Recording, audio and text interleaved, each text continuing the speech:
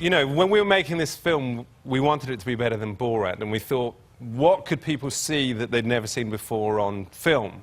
And we thought one thing would be a comedian interviewing a terrorist. So, which I think has never been done before, for good reason.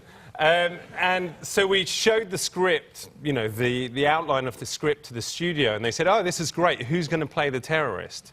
And we said, no, we're going to find a real terrorist. Now, it's not that easy to find an actual terrorist. In fact, your government has been looking for one for about 9 years. You're exactly right. Yeah. There's no Craigslist in Beirut, for example.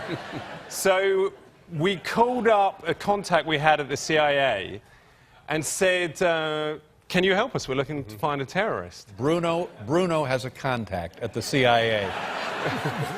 Bruno doesn't, but I knew somebody who did. All right. And the guy at the CIA said, you know, we've got a lot of names of terrorists, but we have almost no addresses.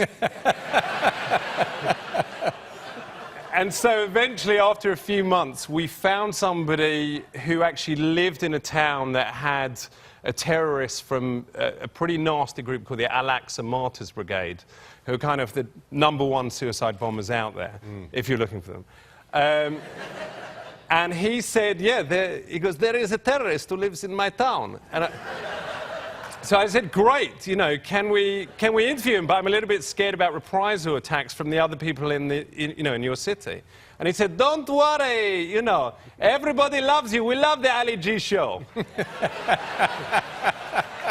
So the next thing was, I thought I needed some security to get to the terrorist, because it was in the West Bank. The guy picks this secret location. So we called around some security firms. Everybody said, no way. And eventually I found one guy who was an Englishman who'd done the Enrique Iglesias hero tour.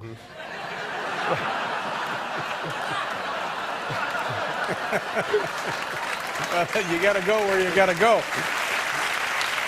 Wow. You know, his main job had been protecting Enrique from flying underwear. You know, I knew if it came to it, this guy would take a bra for me. So we get there, and I said, all right, listen, I'm a little bit scared that the terrorist and his bodyguards are going to be armed. So if they're armed, let's have a code word. You know, if they're armed, say that it's going to be hot weather. And if they're not armed, there's no guns, just say it's going to be cold. Simple enough, sure. So we end up at this secret location. The terrorist comes in with his bodyguard. They've been checked by my bodyguard. My bodyguard comes in, and I said, so what's the weather going to be? And he says, well, I think it's going to be cold weather, but there's a chance it could be quite warm. And it might even be boiling hot. At which point the terrorist said, no, no, no, it is not cold, it is warm. And then I realized, I was pretty sure that my terrorist either did or did not have a gun on him.